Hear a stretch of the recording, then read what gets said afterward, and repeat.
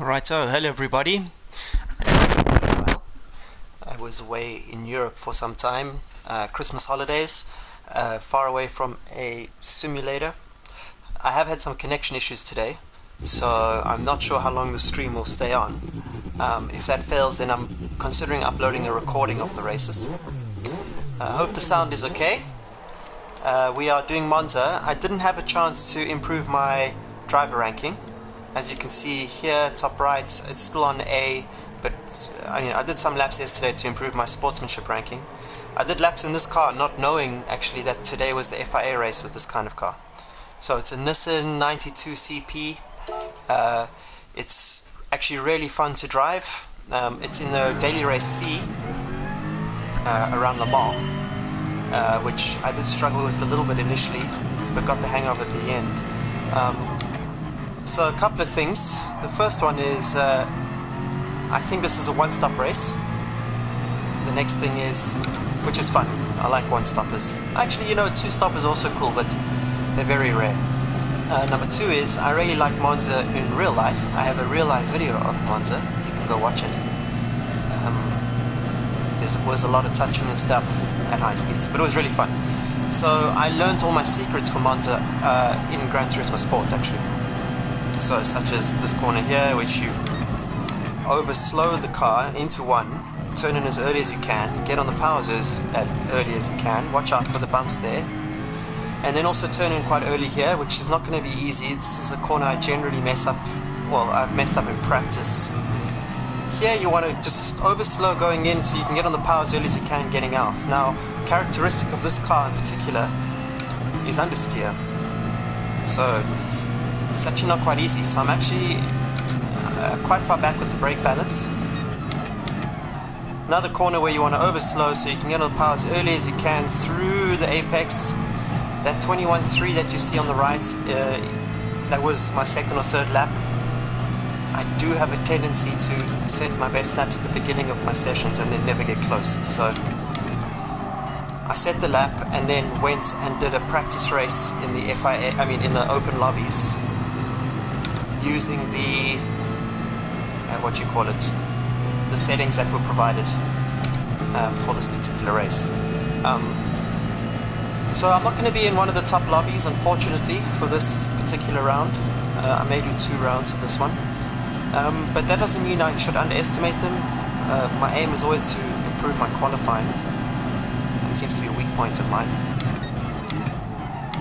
That's often what I'm working on. Racecraft seems to be okay. Whoa, whoa, whoa. Welcome to everyone who's tuned in already. Thank you. Hope you had good festive season. I was in Germany. I met my team first, which was quite a mission actually. I had to catch trains and planes, lots of red ice, and managed to negotiate my deal for this year, 2019, but I'm not ready to announce it yet. Waiting for my co-drivers to give me the go-ahead. But the good news is, I'll be on a racetrack, ladies and gentlemen, and that's a big deal for me, because that's what I do for a living. So, anyway, onwards. Parabolica, you can get on the power as early as you want and run to the outside like you do here, but then make sure you straighten it up on the exit, cutting the line as soon as you can, a straight line. Now you'll see on this track, in this combination with these tires, I stay to the inside, and that's because I value the minimization, would you say that, of distance over decreasing the scrub radius of the long corner. So you can go from outside to inside, but for me it's better to don't do that in the race, David. In this car at least, because the right-hander, what's it called? The one after the missing first chicane. I do know these corners in real life, I swear to God. We were just going through the Les Noise there, for example. Now we're going to get into Ascari. So anyway, that corner is easy flat. So I go to the inside, minimize distance covered. It may confuse 1 or 2 guys in the race, which, could help me. And doesn't scrub off that much speed. A couple of things to watch out for here is that when this car hits the rev limiter, which I don't think it will on this track, but if it does, you lose a lot of lap time, so it's not always ideal to spin the slipstream. And speaking of the slipstream, what I learned from Lamar yesterday in the daily race C is that there barely isn't, the slipstream barely works in this car, so that's not ideal. But anyway, we keep pushing, as I say. I didn't want to be in the slipstream in the Le Mans races yesterday anyway. Braking at 150. Overslow for the left-hander. Whoa. And yeah. In real life, Roger, which is that chicane, is the corner that I struggle with the most. Did you know in real life, there's a reason why we don't use corner names, we use corner numbers. And that's because, for whatever reason, everyone Googles their own track map, and often the names of the track of the corners are different based on the era that they were named and the era that that track map was designed. So we stick to corner numbers, and even then often track maps online confuse the corner numbers, so we have to discuss them ahead of time. But it's much easier when you're on the radio to say corner 5 instead of Variante Ascari or whatever, because you'd be surprised how far you travel in the space of a sentence. So you want to talk as clearly as you can, but also you don't want to talk for too long, because by the time you finish your sentence, you're, for example, at Lesmo 2. So that's why we're always using corner numbers. All of that being said, I have started a private thing which I call track notes, where I've gotten every single racetrack that I race at designed in detail with the correct numbering and correct naming, so that I can give it to my teammates for next year. Look at that understeer, and we can get over this problem of naming corners incorrectly and numbering them incorrectly. So that's pretty cool, and I'm hoping to do it for the Gran Turismo tracks as well. Obviously it's not cheap though, so the first person to benefit from it will be me, and then I'll pass it on to you guys. Okay, so the connection issue has been a concern today. I got kicked out the other day. A couple of A+ guys, very happy with this. Do I know anyone? Visual Maverick, I know. Nemzo at the bottom, P12, I know of him, rather. Albert Ryder, I know. Please keep me in here. So a couple of guys have gone for the 908. That's ominous. That is ominous, because I think the more modern cars will look after their tires better. That is ominous. So Lee Audio saying, I wouldn't bother with this race, it's a DR killer. Peter, thanks so much. I'm happy to be back. I got like withdrawal symptoms or something. Okay, let's make sure I'm on the right tires here. Racing soft. Target lap time low 22 to a mid 21. I started practicing about 40 minutes ago. Somehow I managed to do my best lap in like the first 3 minutes, and then I didn't get close again. But all of that is irrelevant, because when the fuel is in the car, 2,000 points, not a bad lobby considering. Oh, sure, but it's 13 times time. What did I write down here? I did write down 13.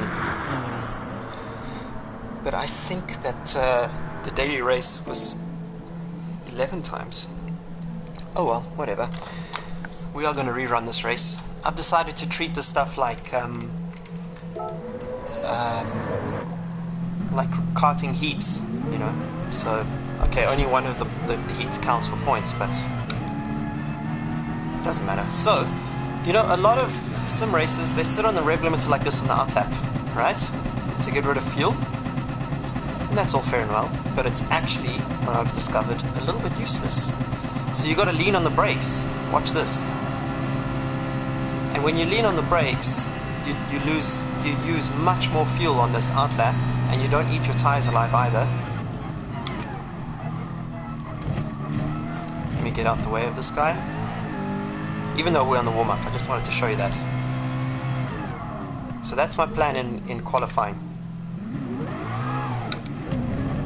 So yeah, in this car, everyone's going to be stressing about their rears. I won't be surprised if there's some guys here who do the use a little bit of naughty traction control. I am tempted. I did use it in the first race last night at Le Mans just to get the hang of it again. But I'm going to try to do this race without TC. Visual Hypersoft, welcome back. Watch some older videos from you. Thanks so much, dude. I think you left a comment on one of two of them, and I appreciate it. Okay, what's funny is my on-air identifier is not giving me comment counts, so I have to check my phone every now and then. But now that it's qualifying, I'm going to go quiet for a little bit. I wonder if this is going to be a slipstream festival. 2,000 point lobby is not so bad. The top ones are 2,800. So the quality in here is not so bad, which means maybe you want to follow them, but I prefer to do my lap on my own.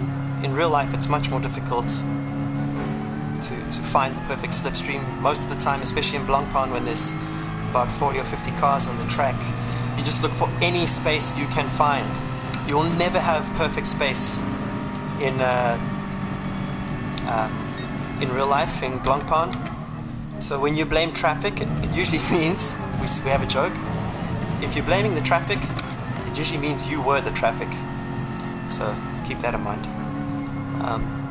But this is good practice, you know, it's good practice for qualifying. I feel the pressure. This guy just binned it on the outlap. I almost did that once. I've gone off here once in real life in qualifying. There's my 2. It was last year actually. I just didn't have the pace. But anyway, so yeah, okay, this track, you probably want a slipstream, but I didn't like the slipstream of this car, or how this car behaved in a slipstream yesterday at Le Mans. I'm so happy that I did the daily race yesterday. I was just going to take it easy with my first day back, but I didn't take it easy. I decided to give it a shot. You know, I was trying to resist the withdrawal syndrome, symptoms, but it wasn't working. Okay, here we go.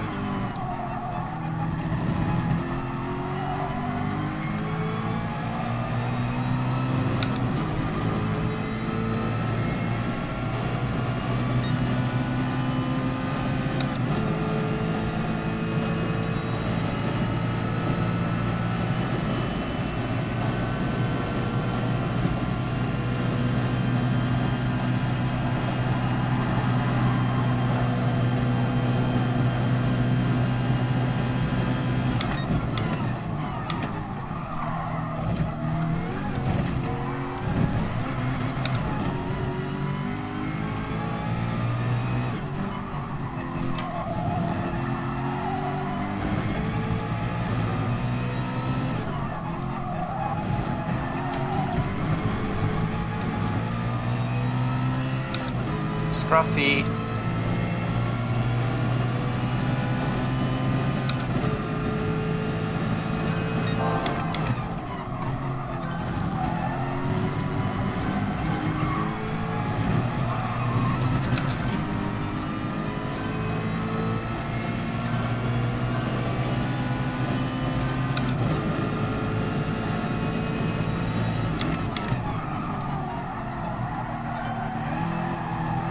Oh, there's that understeer.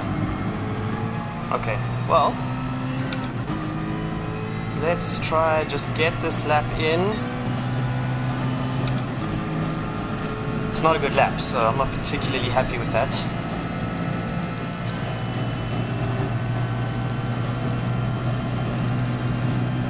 A lot of understeer kicks in this car.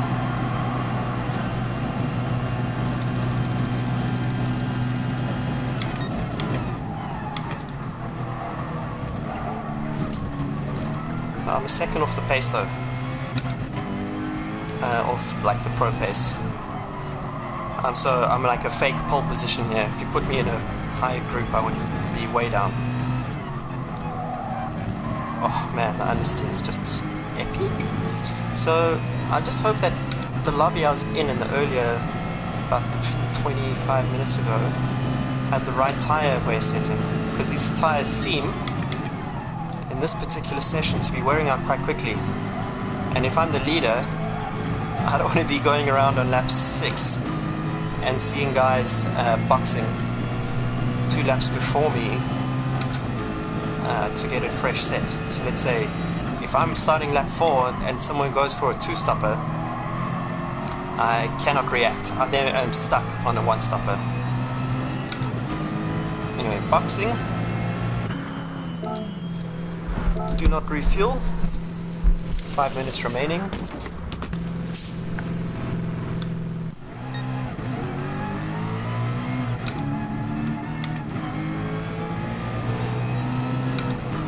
Earlier when I was practicing this with the right fuel consumption settings, I did a 22.1. So I'm 8/10 off my own pace.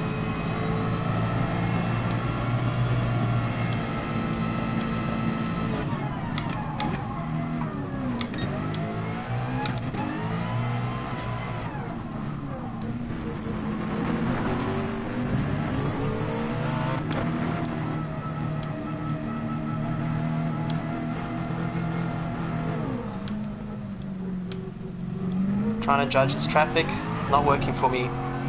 Nice apex. No, he missed the apex. Missed the apex. He's a P11, so I can just follow him. Nemzor, so that's the guy I remember racing against him at some point. So guys, you can comment on this. Actually, wait, I'll tell you after. I'm gonna pin South Africa. South African flag, rather. Or let's say South African region.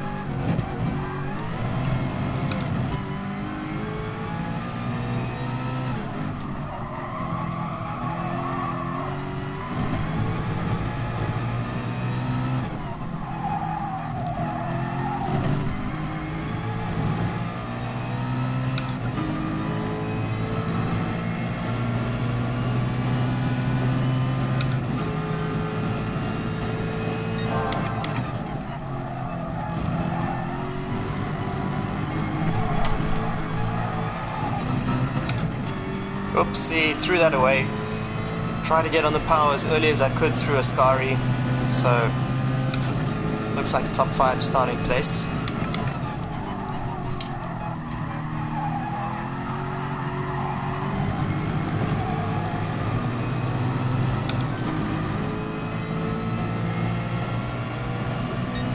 Oof. Oh, that's irritating.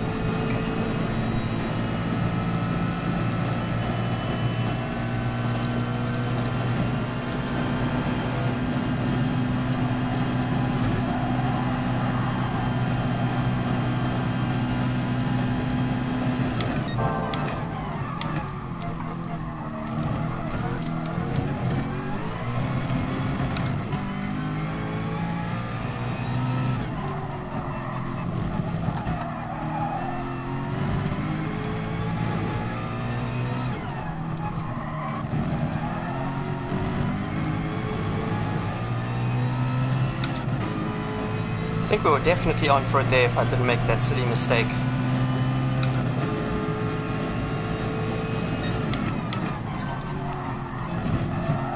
Through here, Ascari.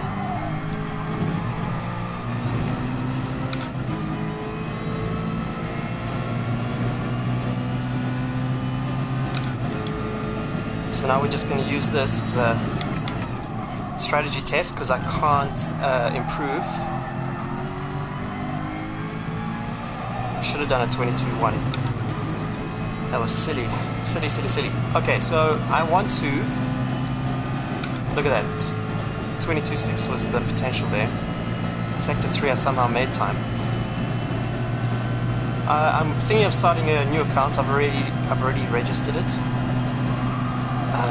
And it's going to have my South African region flag, which really upsets me that I have to race with the UK one.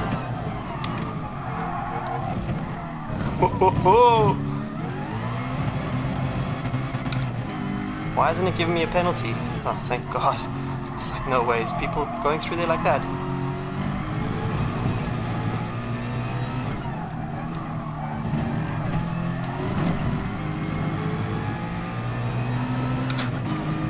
Yeah, so I want to start a new account, which I have registered, with my South African flag on it. Because I realize that even if I were to qualify for the FIA, they wouldn't let me go. I wouldn't get an invite because I'm not a resident of the UK or the EU. Well, I'm not yet. It takes a very long time for me to become one. So that's pretty frustrating and sad, if you will. So I'm stuck with the UK flag. I can't change it as much as I'd like to. And that means for this year I'm considering starting over. So David_Peril is the new username. It just means that I have to start from zero in Gran Turismo in terms of the licensing and stuff, and it's a mission. So it could be that this is the last time I use the GTP_David_Peril name this weekend. But we're going to see how that goes. So yeah, okay, so we P2. Should have had pole position. Stupid. Not stupid, but I don't know. What happened there, you know? Zimmy 58, never raced against him before. Thanks to everyone who's tuned in so far. Watching Nicky Tim charity stream 12 hour spa. That's awesome. DJ, how you doing, man? Okay guys, I'm making the call. I'm going with the softs. Let me just make sure that this is racing softs. Yes, I'm going with the softs. It's a risk, because I think that the FIA race I did earlier was not on softs, and also when you're in a slipstream the fronts are going to wear more, and especially with this car it's the fronts that are the biggest worry. So let's see how it goes. Okay, so DJ is struggling to choose who to watch. Obviously me, bro, obviously. Leaudio, good luck David, thank you again. Mr. Mad Adams, pit and go again. Probably should have done that. Did you try getting in touch with Polyphony to ask them if they could change the region on your existing account? I have no contacts at Polyphony. I'm considering maybe asking Thrustmaster if they can put me in touch. They sent me some cool swag today. They sent me a cool cap and also a little mini Thrustmaster helmet. I still need to post that. I'll put that on Twitter. I also took a break from Twitter. It was amazing. So while we wait for this intro to clear, I can tell you that testing for me in real life is hopefully starting first week of February in Barcelona, and then we're heading to Paul Ricard a week later. Then testing continues without me because I have to go back to South Africa to renew my visas in the middle of the build up to the season, so it's not ideal. It's a major stress of mine, but that's how it goes. So now it looks like I'm the only one who had the energy to change my livery. I did it last night. I found this one online. I wish I could tell you who did it. Sorry to the guy who I'm not giving credit to right now, but your livery is absolutely epic, and it makes me want to make my team choose the same livery for this year's racing car. Again, I'm not telling you guys what I'm racing yet, so you're going to have to be patient, because I have to wait for my team to give the yes. But it'll be a good season, and you guys can watch it on YouTube, so there's a hint there. I cannot live stream these races. The organizers own all sort of copyrights, much like the Formula 1.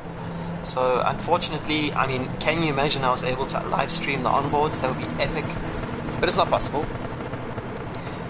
But I am going to email them and ask, actually. I'll email them and ask, you know, how much does it cost?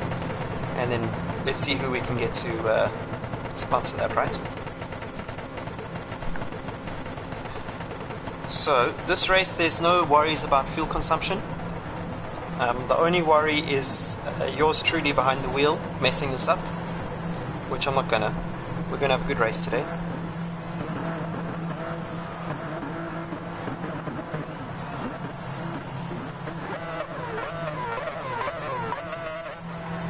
I am gonna go quiet during the race, by the way.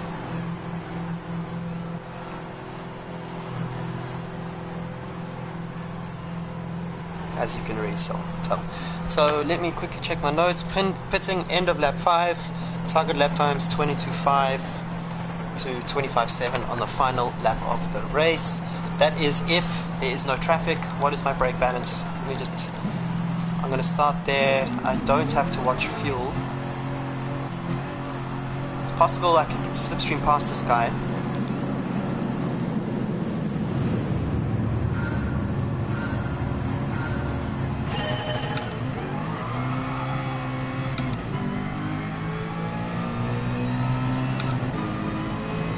Got a weaver, ladies and gentlemen.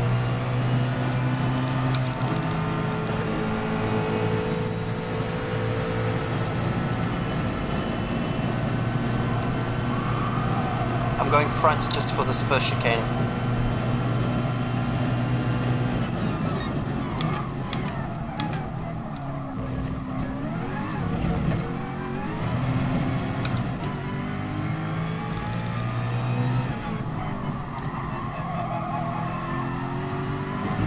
Now the aim is look after the fronts as much as possible,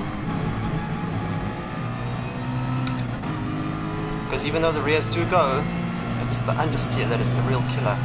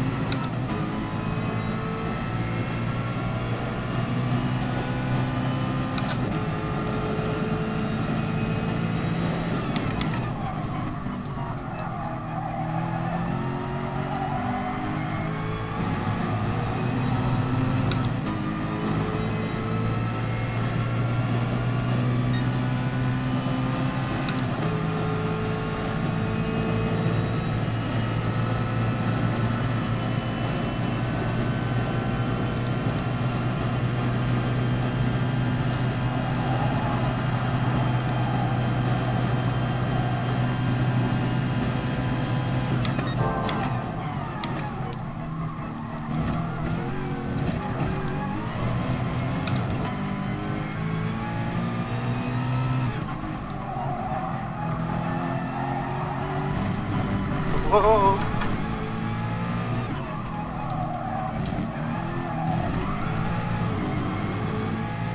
Whoopsie. It seems that with this car the slipstream range is 6/10, so he's in it, especially at 5.5 tenths.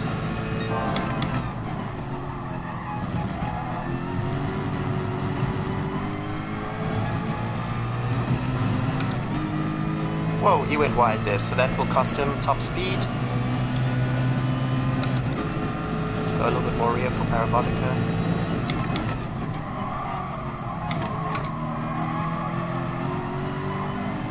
Seems I needed more practice for Parabolica this weekend. My 3 laps of practice was not ideal.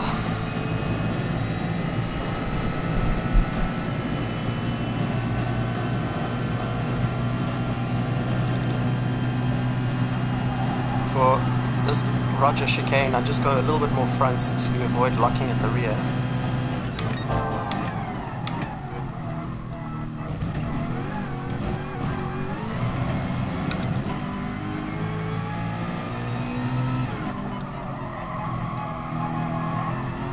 much better.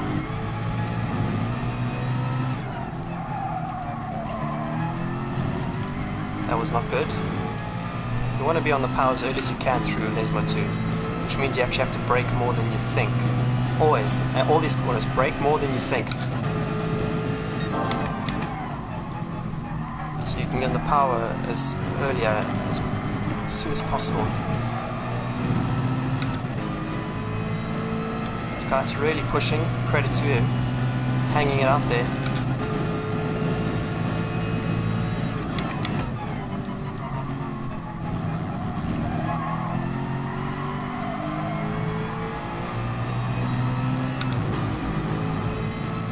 I just want to look after his rear fronts as much as possible. I'm actually about half a second per lap off the pace of my test race, but I'm just a bit worried about what I did with the tires. I don't remember. They seem to be holding out quite well right now, relatively speaking.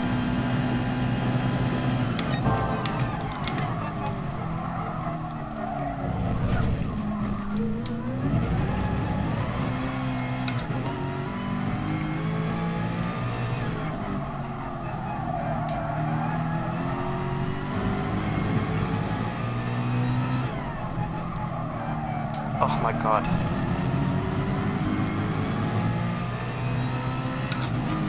Come on, Davey. A little bit more focus.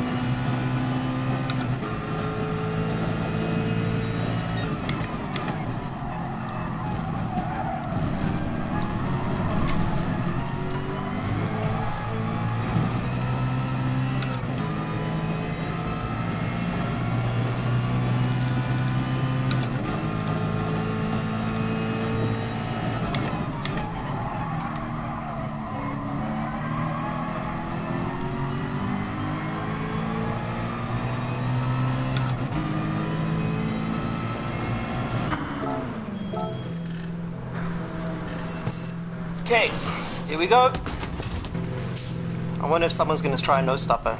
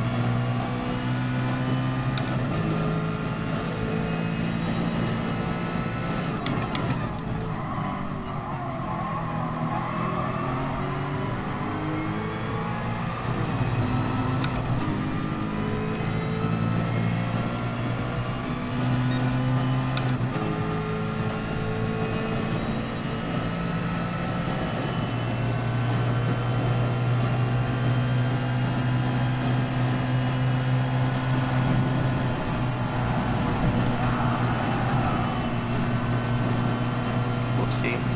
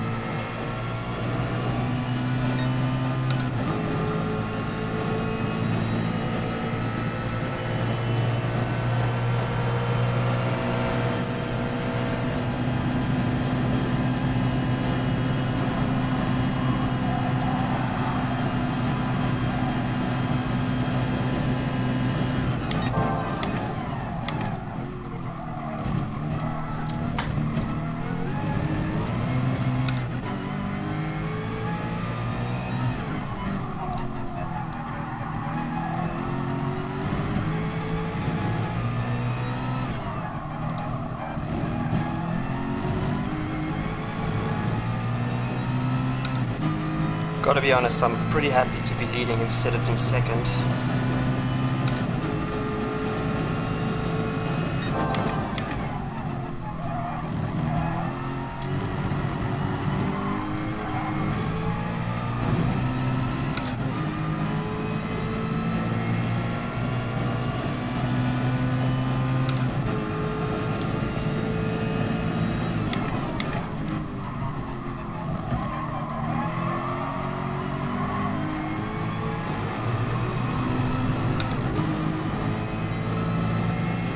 Is again right in the slipstream. Not ideal.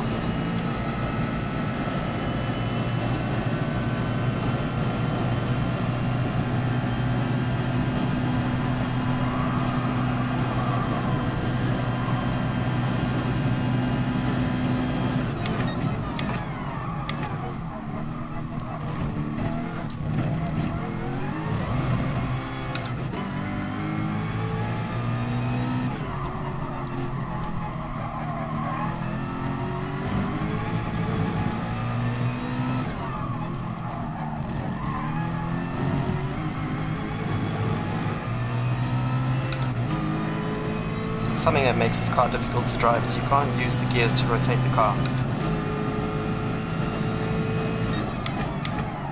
Because pretty much everything's taken in third. So you get that understeer, which if you had a quick gear change, you could just quickly bang down a gear and then back up again. You can't do that here.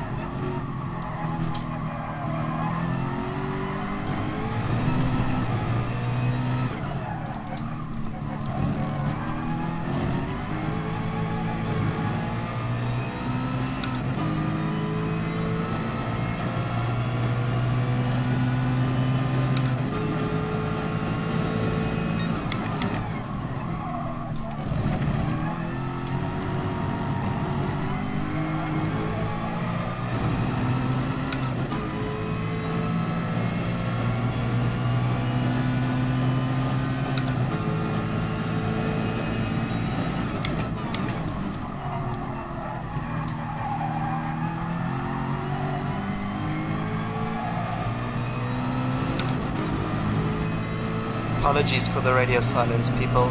Focusing.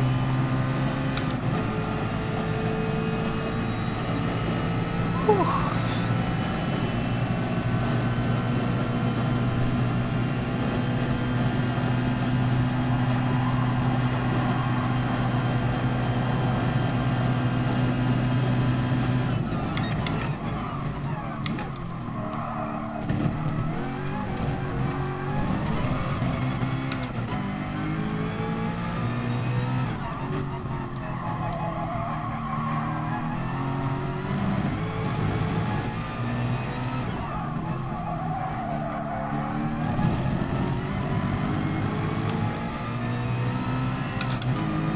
Bummer, the guy behind me picked up a penalty, but I was dropping him on the last lap.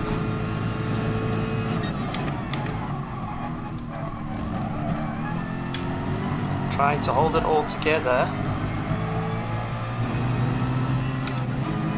2 corners to go, guy has to serve a penalty. Good way to start 2019.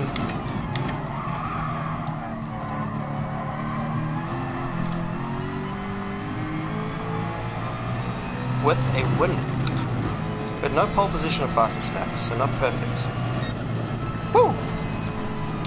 Let's see, 15 minutes 41 seconds. What did I do in the practice? 15:40. So only 1 second off my practice time. Oh, very happy with that.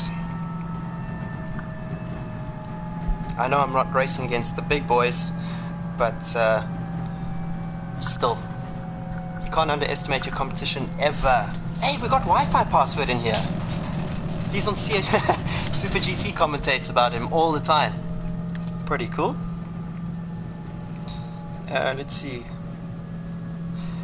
Benjamin, yeah, he was definitely pushing a bit too hard on the exits of corners. He was going in too much with the front, which was giving him understeer, cooking the fronts. So he was catching me often, especially under braking, but I was intentionally braking a little bit earlier. Eki Boy, thanks so much. Martin Plevko, thank you. And Jones, much appreciated. Let's see where this puts me on the GT Companion app.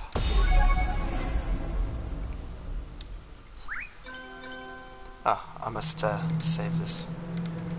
Save replay. Yes. Yes. Zimmy, you are a legend. Thanks for the race. That was a good race. Let's play again. Thanks for the clean race.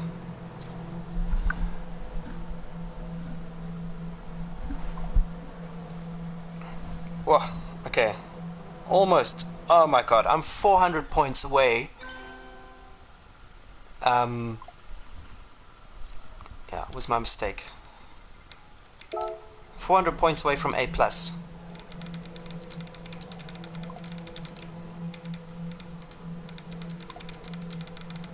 Was not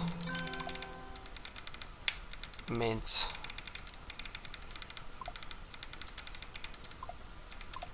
to.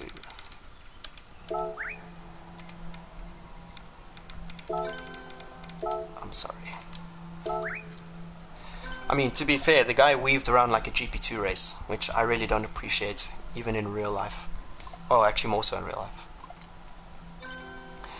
Okay, so we have two options here. We can risk it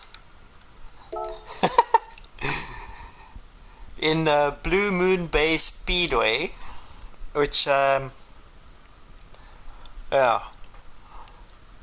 I don't know. I'm tempted to try it, but I maybe don't want to. Kodretti, hi David, thanks. Catching your live stream for the first time. Congrats. Much appreciated, man. Much appreciated. I would like to do that race again. The Monza race. When is the next one? It's not long to go, actually. It's in 20 minutes. So what I'm going to do is I'm going to quickly put an alarm here. alarm for, what is the time? I'm in the UK, so it's 17:55.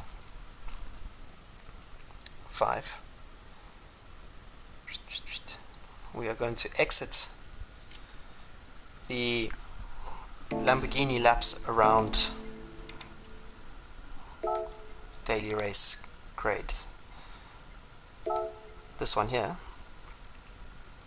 It's a shame, because if we could have entered this race, I could have quickly tried to at least finish on the podium and get a little bump into A+, but that's not going to happen. Ladies and gentlemen, I've been doing a lot of reading lately. I deleted Twitter, Facebook and Instagram from my phone for the holidays. They're still off. So I ended up reading instead, and I read the book of Adrian Newey. It's called How to Build a Car. Highly, highly, highly recommended. The guy gives you so much cool intel. If you haven't read that book, I highly recommend it. For those of you who just tuned in, thanks so much. I had a really good race at Monza now. I did accidentally bump the guy, my bad, but he was weaving a lot and whatever. Okay, so last night I put some laps in here after the Lamar test with the Nissan, and I did a 31.2. The problem is, why would it go there? The problem is, I can't do it consistently. So the main thing is, I think I need glasses. Seriously, because at night, with all the details that are being projected here on this track, is absolutely interfering with my sight a little bit. So that's it's a good indicator, actually. I'm glad that I noticed that while sim racing and not while actual racing. I do have glasses for when I'm at the computer, but it's not necessary with the screen that's so far away from me. Well, up until now. So this track, anyway, is not as easy as I initially thought. If you guys want, I can do a quick track guide for those who want to play it. So I'm in the Lamborghini. The reason we use the Lamborghini here is just it's got so much top speed. So key thing with this hairpin is to exit in second gear, not first gear. I honestly think that the gear change is a waste. Then watch every single shift. Make sure you're accurate. Move the steering wheel as little as possible through here. Okay, so we're going to hug. Stay on the right lane as long as possible, and then flick over to clip the apex, then down the little crest there with the steering wheel straightening out, and then release the steering wheel as soon as possible up here. Brake early for here and flow in fourth gear. The rear is going to come around in this car, and you want to get on the power as early as you can on the exits. I'll do a proper track guide. Whoa, whoa, whoa, whoa, whoa! Of everything for next week's daily races.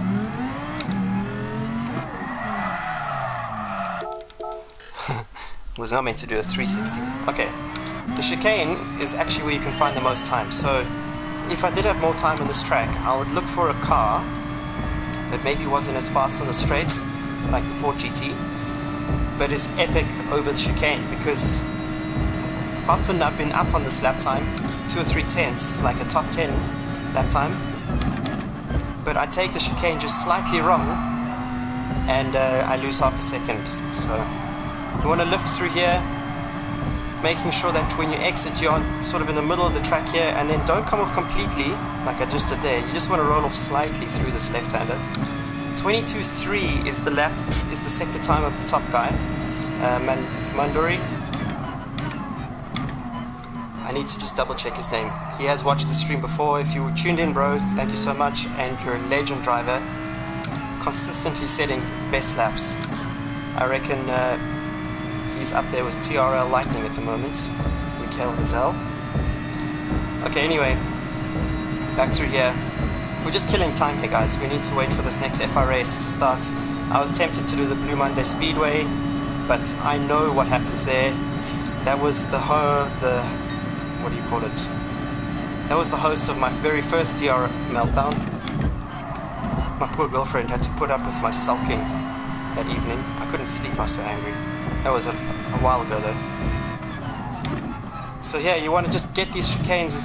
Oh, that was pretty sweet. As smooth as you can, so that you're pointing straight in the exit.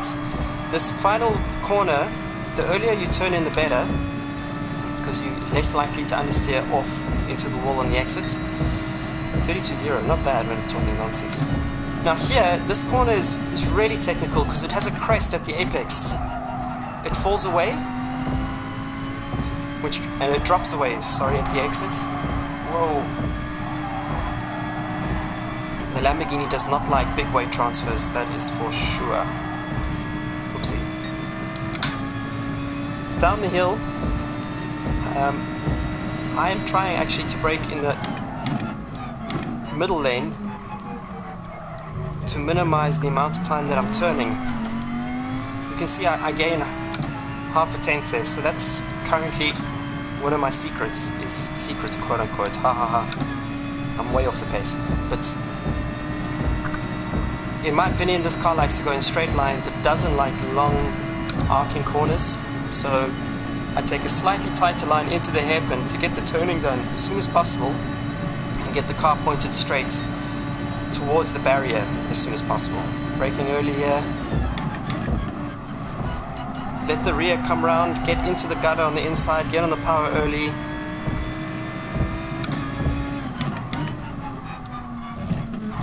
Whoa, that's going to be a penalty.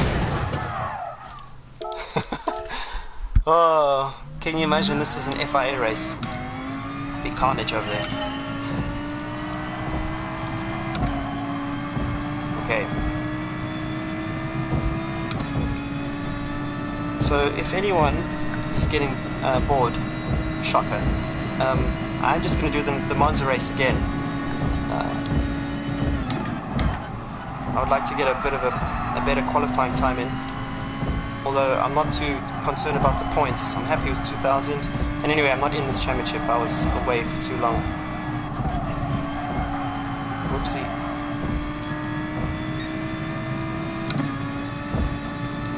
Potential best 31.1. Okay. Turn in, use the curb. Nope. Understeer on the exit. That understeer results in snap oversteer. So how's this? Here's a racing lesson for you. A lot of people, when they're doing setups and giving feedback, they say, oh, I have so much oversteer at the exit of a corner. And then the engineers start to build a setup to reduce oversteer. But what actually is more likely happening, no jokes here, is that they have understeer on the entry, but the oversteer on the exit is the last thing that they remember. So you always got to be careful when you're giving feedback, whether you're in a sim or in real life, is what's happening at the beginning of the corner. It sounds so obvious and you're going to be like, oh David, obviously, but I guarantee you so many drivers make this mistake. They forget the entry and what happened at the entry, and they focus only on what's happening at the exit, be it understeer or oversteer. But it's often a result of something that happened at the entry of the corner, which has compromised their approach to how they approach the corner overall. And that's how you get lost in a setup. So you could say that the Lamborghini understeers. Like, yeah, I'm turning, but nothing's happening. But the reason I'm so slow is because I had to go in so gently on the entry because I was scared of oversteer. And even though you couldn't recognize the oversteer, it was there. So I overslowed the car on the entry, and then as a result couldn't use any kind of momentum or anything to rotate the car on the exit, which gave me this sort of chronic understeer. So I could go into the pits now and say, oh my god, on the exit of the hairpin I'm understeering so much, I can't get on the power. But the truth is, if you could just give me a more settled rear end going into corners, I'd be faster on the exit as well, because suddenly the understeer disappears. Whoa! And you're able to go faster into the corner, use momentum more as a tool than fighting against it, which helps with rotation and a better lap time. So always work your way backwards. I've got to oversteer at the exit of the corner. Why? Why do I have to oversteer at the exit of the corner? What happened at the beginning of the corner with my braking, with my throttle inputs, with my steering inputs, that I can fix as a driver, and if I can't fix it as a driver, then how can my engineer fix it with setup? So it's kind of why I like Gran Turismo. There is no setup, so you can only fix it as a driver.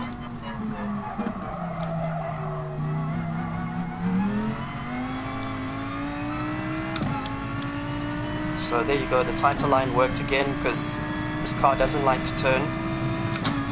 So I minimized the amount of time I was turning. If you take a longer arc, you're turning for longer, you're exiting the corner with more steering angle than you want, you can't get on the power. So, you know, the guy who did the best lap, he took the wider line. He's much quicker than me, I can't get there, so how do I get creative with what I know to get as close as possible?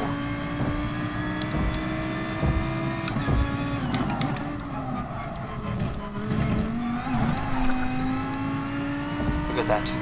So much time lost. That was almost perfect on the apex. But I lost all the time in the chicane because I didn't land properly and it compromised my run.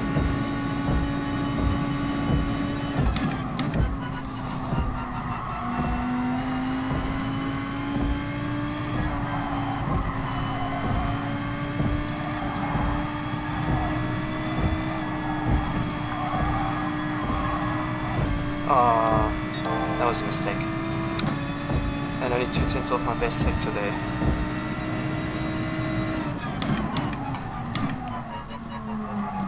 Brake in a straight line, try to get the rotation at the apex and nowhere else.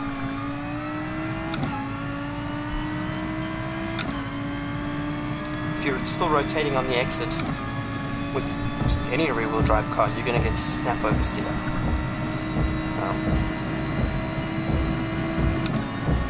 Unless you are very used to it and you have the sense of timing to use it as like a elegant slide. Speaking of elegant slides, has anyone watched the new Chris Harris video? Top Gear. He drives the 488 Pista at Fiorano. Pretty awesome reviewer. Actually, he's the best car reviewer in the world without question.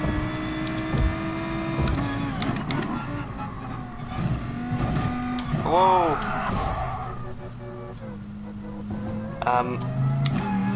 The one thing,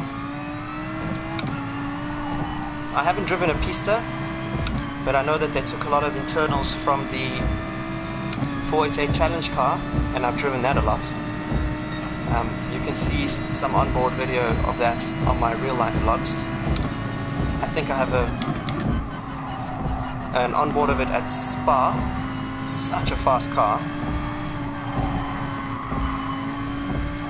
with so much power. And the engine comes directly from the Challenge, not the same engine as the 488 GTB.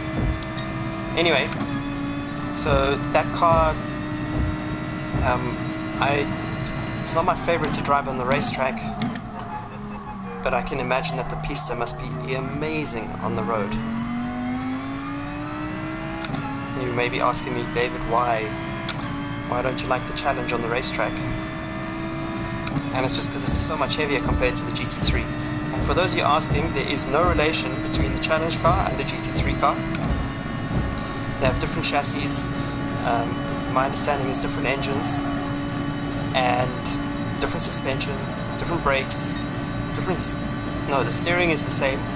I mean, the rack. Whoa! So, yeah, it's just very heavy.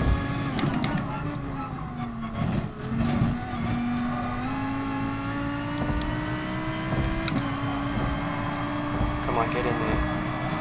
It feels very heavy compared to the GT3, but because it has so much power, it gets really close when it's on Pirelli tires.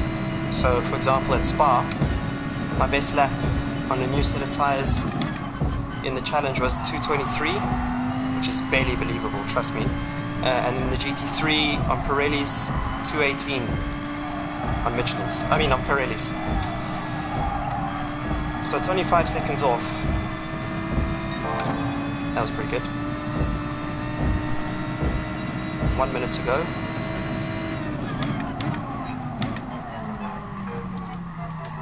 Oh, just braked a little bit too late and got my turning done too late as well. Got it done after the corner.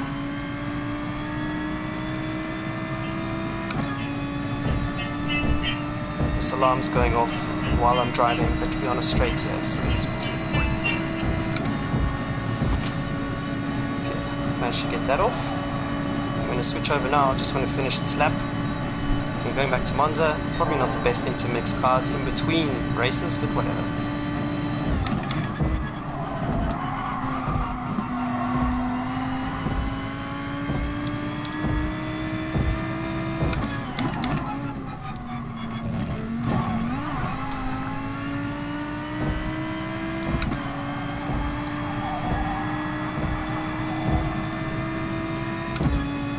See how much time that chicane gives you. So I'm sure that okay, I'm not racing here, but if I was and there was a tyre wear situation, I'd look at the car which is the most compliant over the chicane and look to slipstream for all the rest. Okay.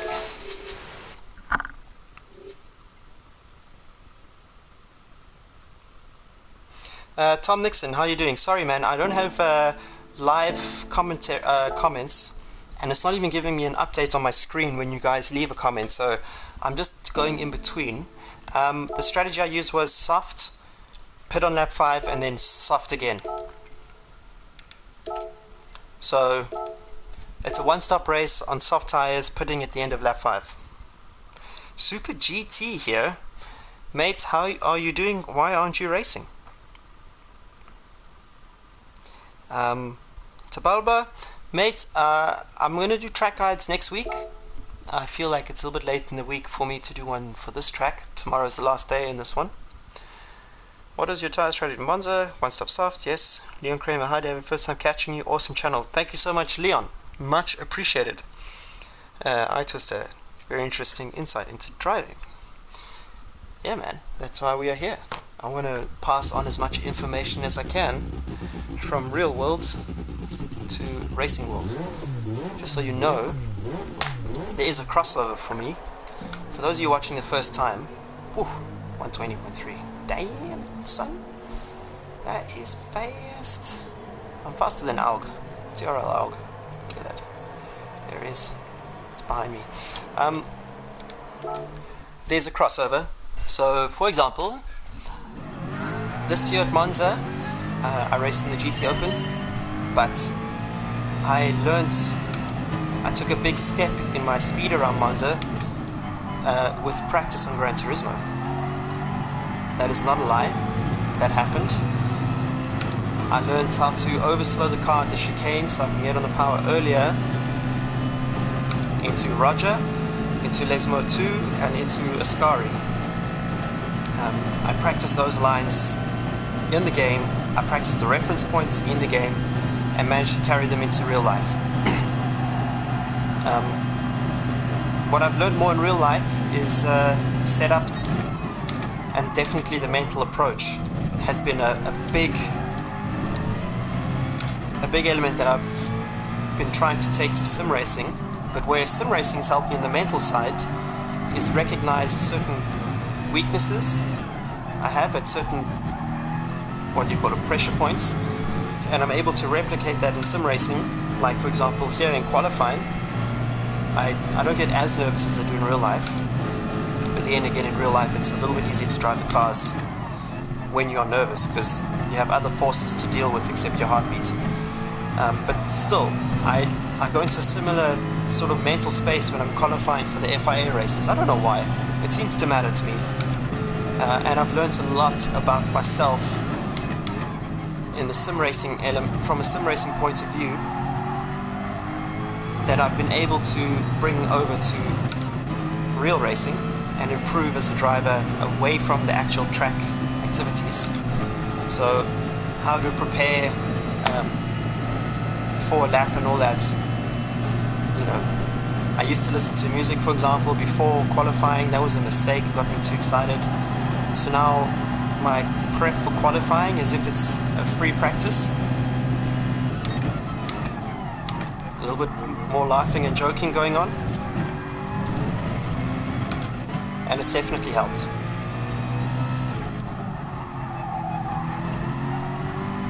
Oh, that was nice. So, yeah, I made a big jump in 2018 in terms of my overall speed and ability against the main professionals, the factory drivers, and that came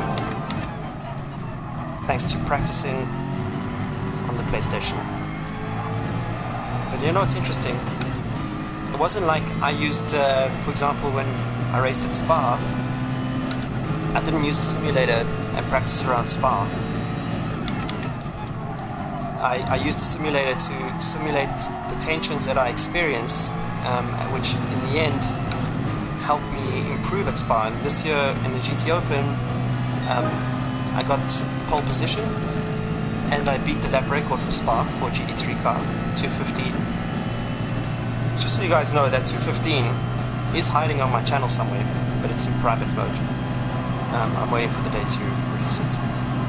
2:15.814.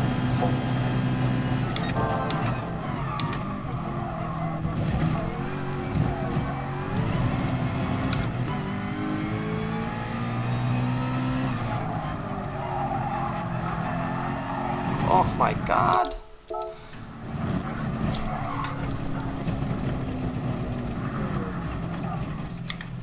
So yeah, so for that particular race I didn't use the simulator to practice the track. I used the simulator to practice sort of me. So let's hope that I can join the session. Okay, we're good. A lot of A's, only A's and some S's. And you can get an S if you finish in the top 20 or whatever, top 200 in the championship in your region, so whatever. What's my favorite racetrack in real life? Martin, it would be Imola or Mugello. First or second, can't really decide. And third is Suzuka.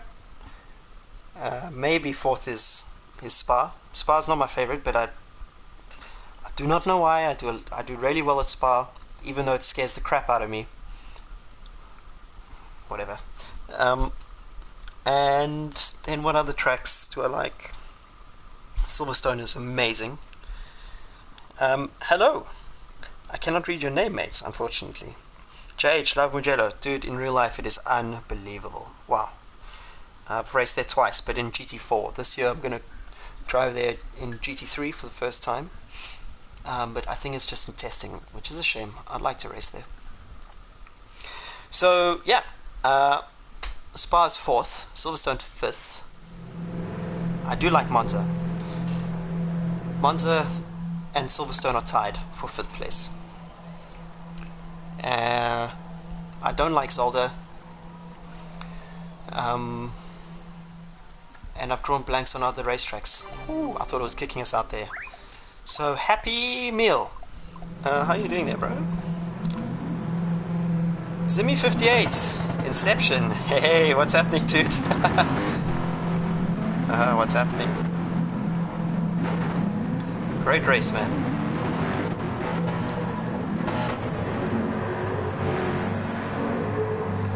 Need to add north. Yeah, mate, I really want to try Circuit of America, COTA. That is one race I really want to get my hands on, or track rather, in real life. And I've tried many times to get into IMSA, but it's it's not easy. It's really not easy, which is frustrating. In fact, I've been trying at the moment, and I got rejected. Thing is, I need budget to get my way to that side of the pond. I need to contribute a little bit of budget to the racing, and then hopefully be able to show my worth, my value as a racing driver. I'm a silver ranked driver, and that's what is valued in America, because you have to have a silver ranked driver in the car. The only difference is in America, silver ranked drivers are considered amateurs, like bronze drivers. So for them, if you're a fast silver, you're considered a fake silver for them, and their governing body will upgrade you to gold, which means you lose the benefits. But because I have no experience there, it's likely that I could maybe, hopefully, go in as a legitimate silver rank driver and help a team win a championship. But at the end of the day, it's all down to what the Ferrari teams want, and more often than not, it's a silver driver in the Ferrari teams who is bringing the majority of the budget, almost all of the budget actually. So I don't know. I don't have that budget anymore. I spent all my money in the first and second race seasons, real life ones. Spent all my money going to watch IndyCar. I'm very curious how the Indy cars go in terms of lap time. Most boring track? I don't like Budapest, especially to race at. Really don't like that track.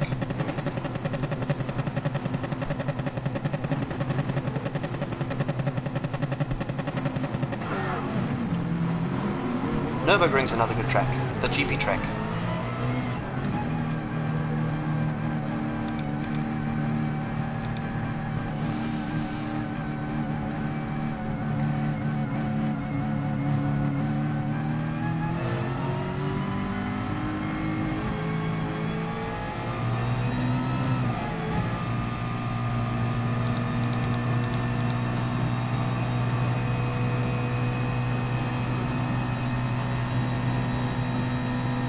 So I think that a lot of these guys gun for the slipstream, but the slipstream is not of much value in this car. It's more important to do the new tire run. We've got Wi-Fi password in here. And Zimmy is watching. So mate, ignore all the advice I'm telling you and just do your own thing.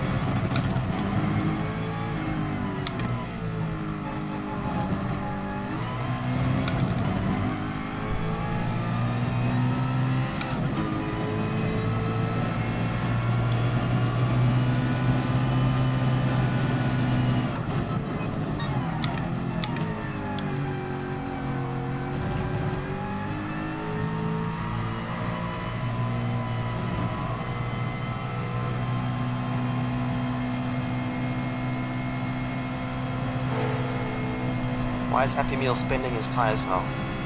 He's probably doing an inverted strategy.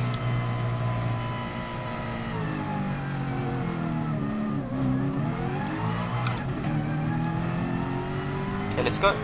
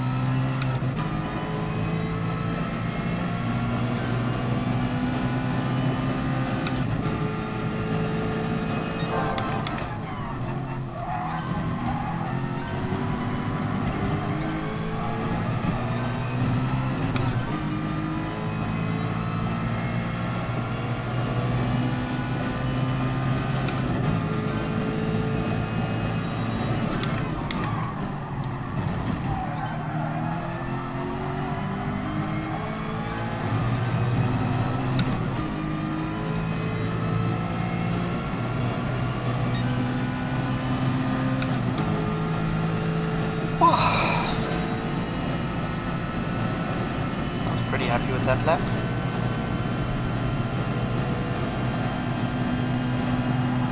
You know what I've realized though is that starting in pole position here is no good. The guy in second gets the run easily and is able to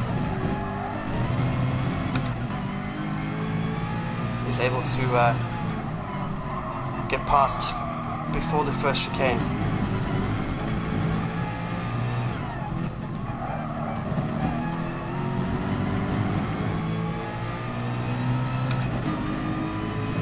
Tokyo forever. Italian. Is it Italian? Oh god, don't mess this up. Or Hungarian. Ah! Going with Italian.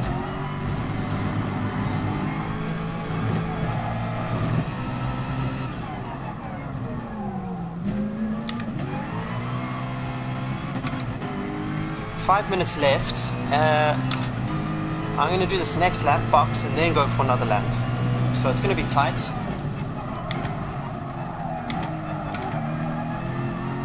I always tend to mis-strategize this and I don't get that sort of time remaining when it goes an extra 2 minutes.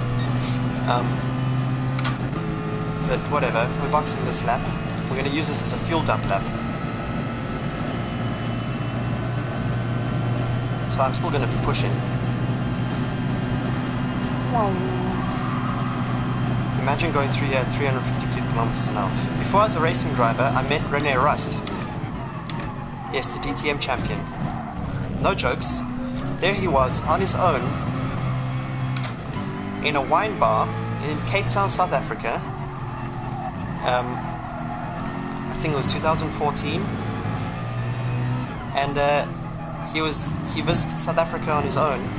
And my two mates from Holland said, "Oh, Dave, we met this guy at they knew I was a racing fan and they knew I did karting when I was younger.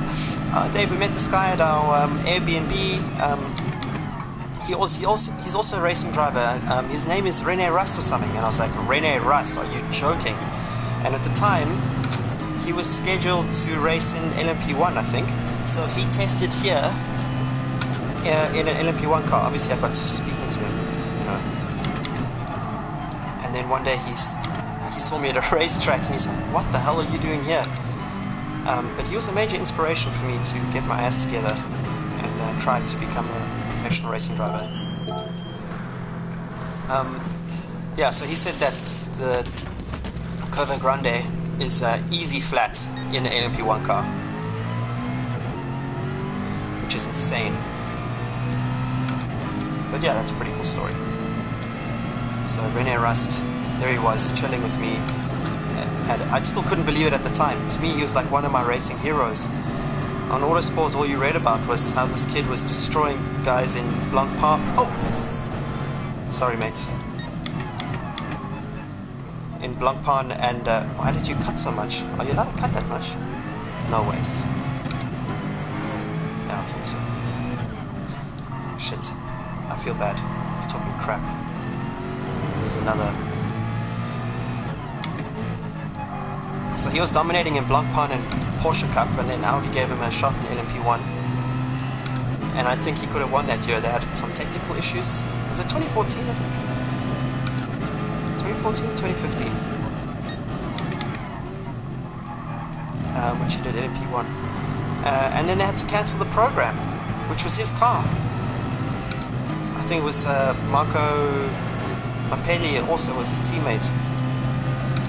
Huge shame. Anyway, let's try and give this one more shot.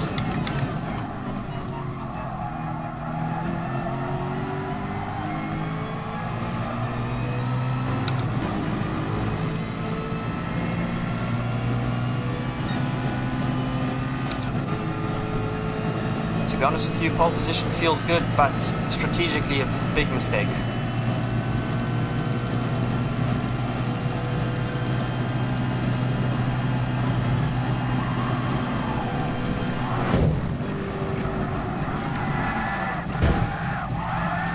That, ladies and gentlemen, is karma.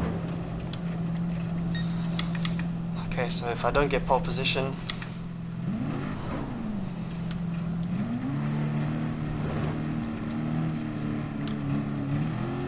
I don't know which way to go there.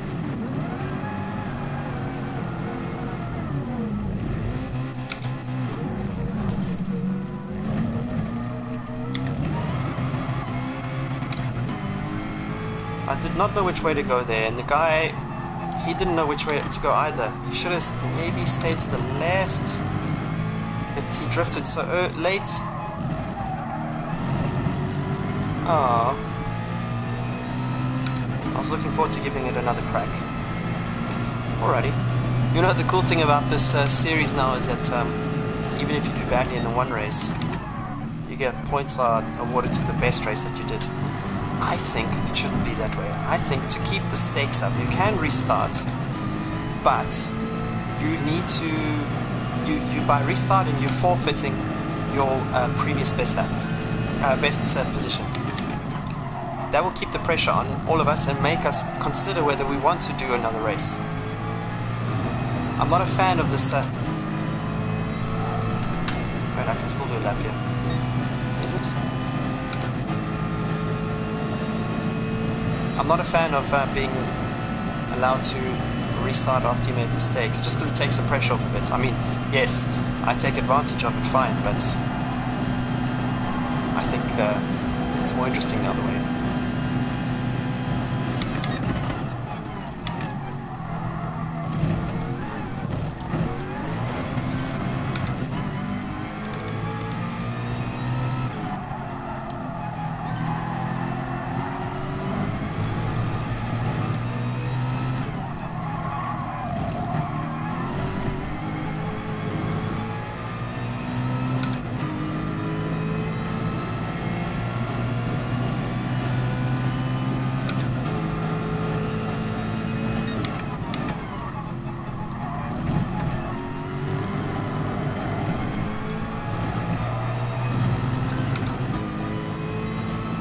Whoa, that guy got so close.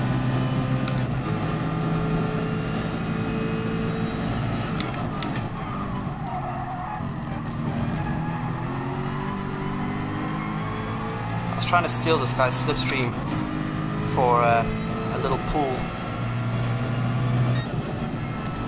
but it didn't work. Artman, Art55 MN Racing UK. Two things, brother. One, well done, that was close.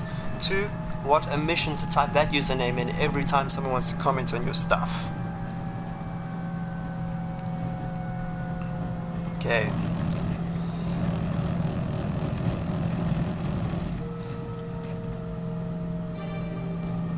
Tom Nixon got disqualified for too many incidents, but my SR went up from D to C after the race. Mate, don't know what to say there, but well done. Did you get disconnected or disqualified? There is a difference. Qualifying has ended. Artman, well done.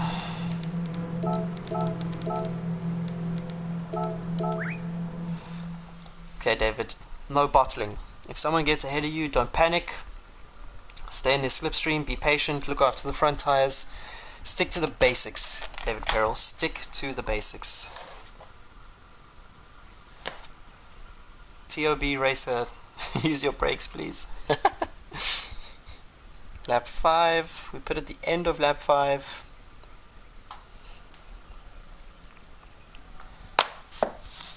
Let's see if we can have another fun one. If I treat this as a daily race, I'd be much more relaxed, but I'm incapable of doing such things.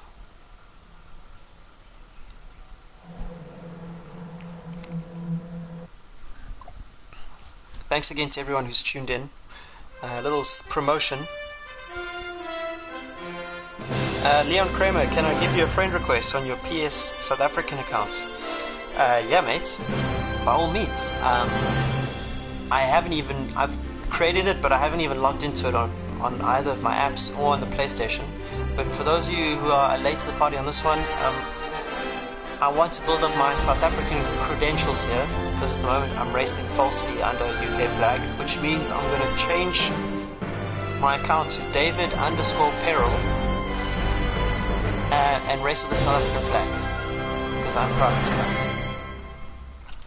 And I may start that from next week. It just means I have to start from zero with sportsmanship rankings and all that, but you know, hopefully it goes quickly. Okay, here we go. Thanks to everyone who's tuned in. Check out my website, davidperrell.net/sim. I'm going to go quiet for a bit. You can either watch the race or check out my website. Or you can do both, whatever. Here we go. Race 2 at Monza. FIA GT. I didn't check how many points this thing's worth. I suspect more than the last one. I read Ford. Mate, get out the way next time. Zimmy, this guy's got pace.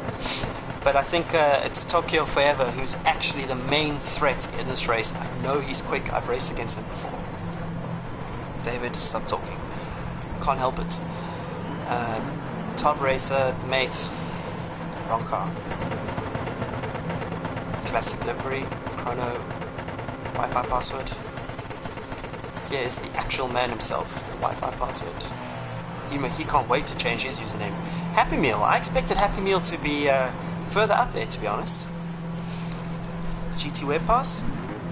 I just want to say also a big thanks to the subscribers. Even though I was on holiday and taking a break from most of technology, I still managed to climb with subscribers to 1,300 and something, and that's just insane. It means I've doubled my subscriber base since starting properly streaming and Gran Turismo videos about a month and a half ago. So you guys are epic, and I appreciate it.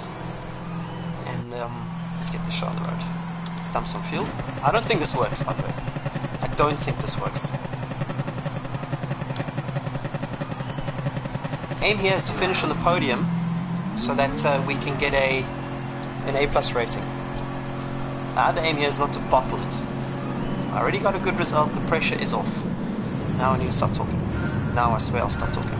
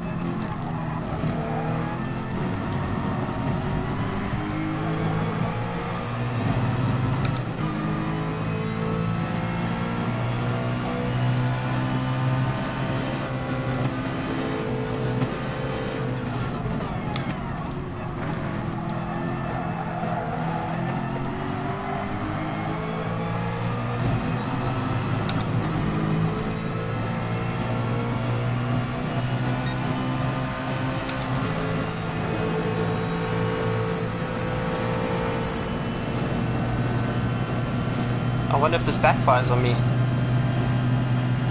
He could get a slipstream again past me into the chicane. Focus, David. Stop talking nonsense.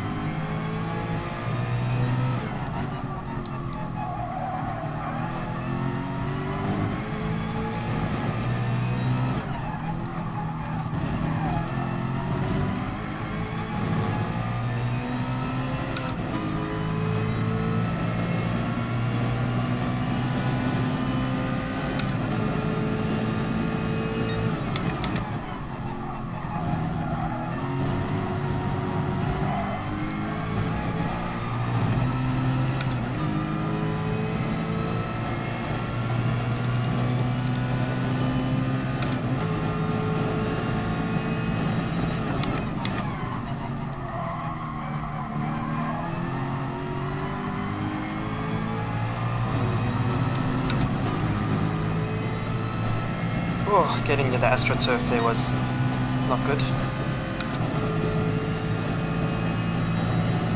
Not taking this lead for granted, that's for sure. I must just remember to pit at the end of the next lap.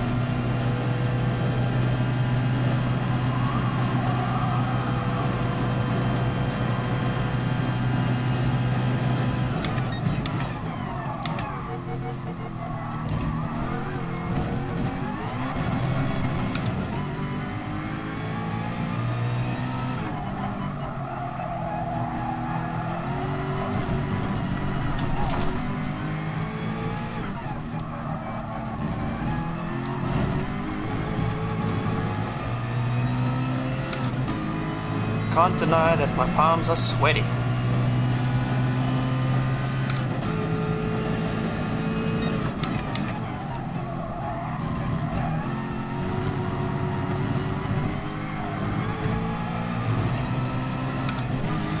I really like that there's an element to me which takes this racing seriously.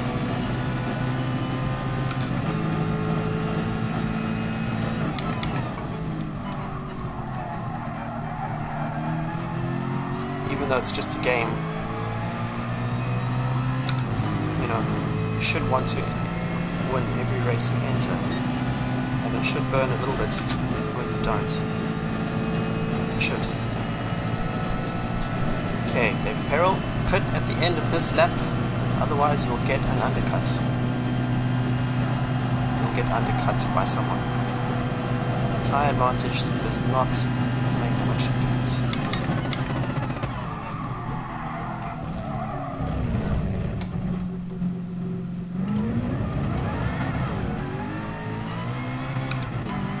Try my best to avoid a penalty there. I braked where you would brake on new tyres.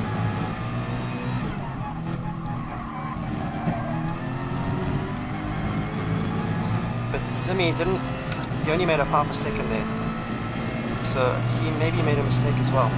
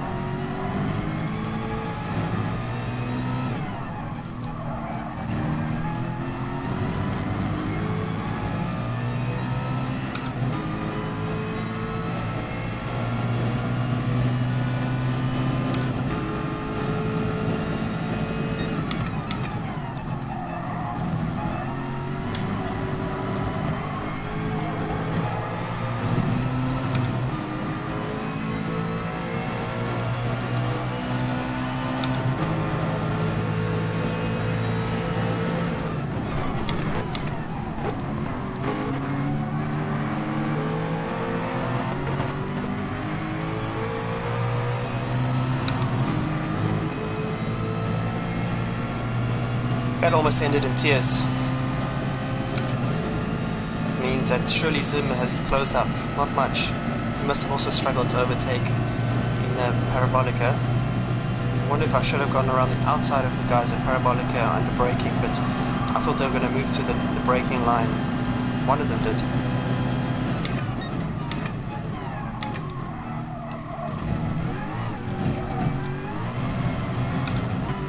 I was just lucky not to hit them.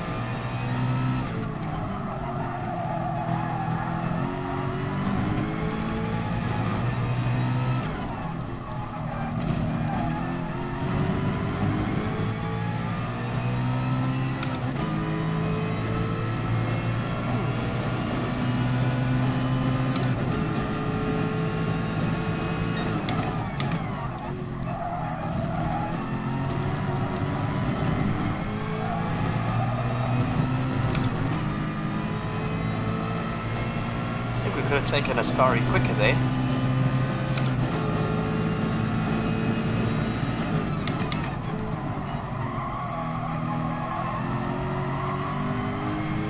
It's really not good when you hear the tires screeching. As much as possible you should avoid that in Gran Turismo. Not a bad lap actually, I'm pretty happy with that. There was no slipstream on that one. So 122.6-ish, 7 let's say. It was pretty good.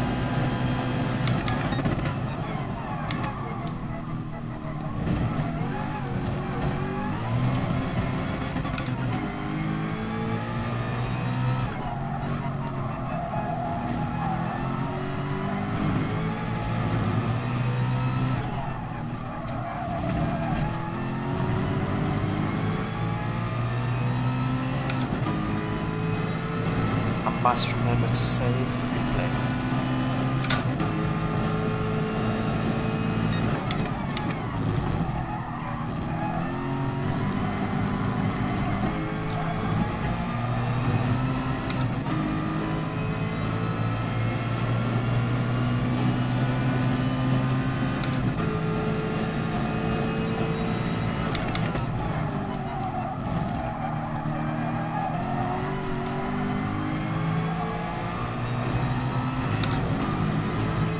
If I could set up this car, I would reduce slightly the rear.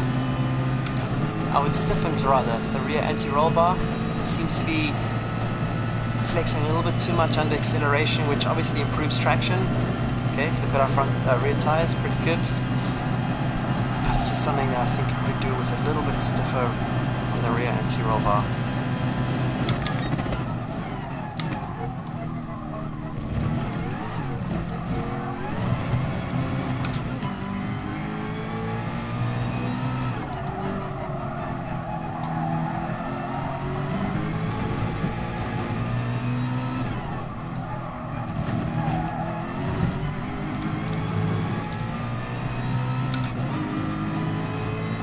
Lots of fuel remaining.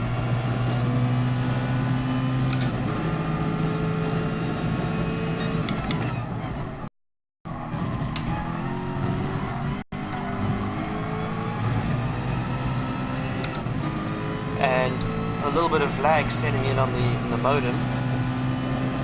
The Wi-Fi, the router. Haha, David, how old are you to use such a word as the modem? You cookouts? Come on, man, bring it back.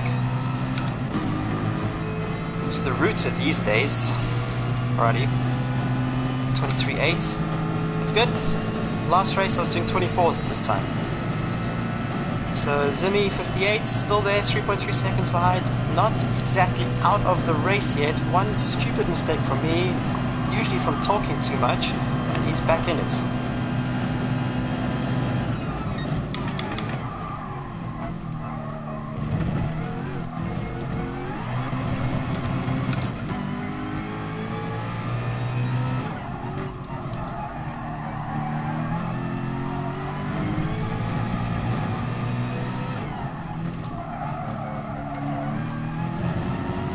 Full disclaimer, I would absolutely hate to be in the middle of the pack in this race. This is not an easy race to battle with. If you have a bad qualifying, SR goes down. That is for sure. The way I just took that corner is almost exactly like I do in real life. So epic. It puts me back in my real racing car. No jokes.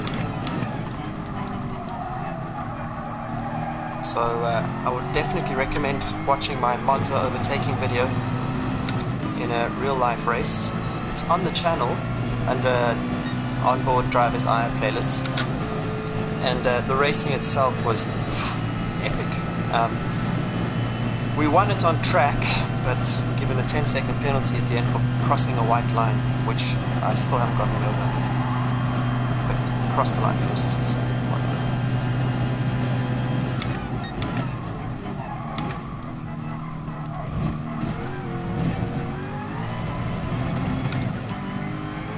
Oh no, come on.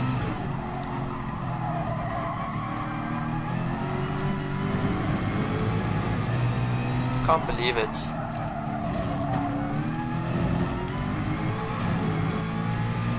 Come on. Did I really do that? Was I like 1 pixel over on the... probably the right-hander?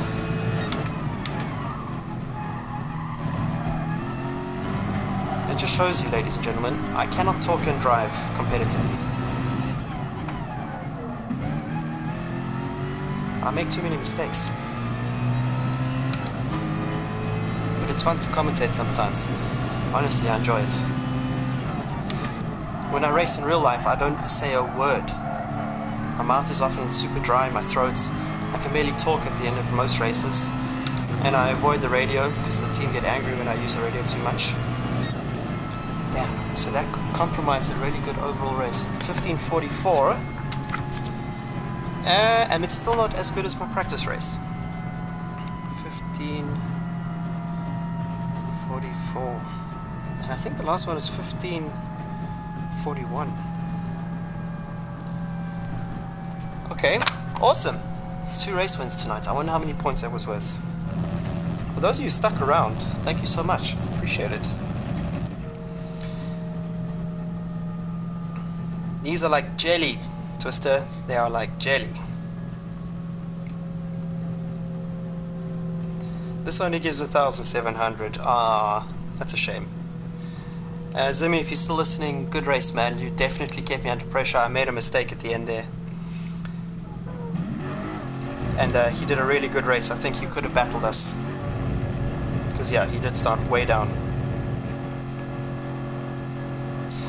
Jonathan Sheeran, yeah, of course you can, mate. My PSN name is GTP_David Peril.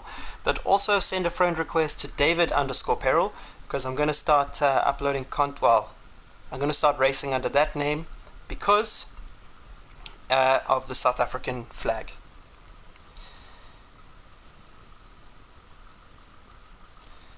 Jake, he is giving me a lesson in modems and routers. He is absolutely right. This is why I always left that stuff to my brother, even though I was involved in computers. Still am involved in computers as a programmer. I'm very bad on the tech, like the setup side of things. I always like to get my brother to do things in the setup. Thank you for the compliments, guys. This guy, I think it's a Russian name or a Croatian name, I'm not entirely sure, but much appreciated for watching. David, Peter, Leon, Pax, thank you so much, guys. Much appreciated. Where's Zimmy? Zimmy, well done, man. Thanks for the race. And then where's my Italian friend? Oh, he's gone already. Shit. Excuse me. Sorry for swearing.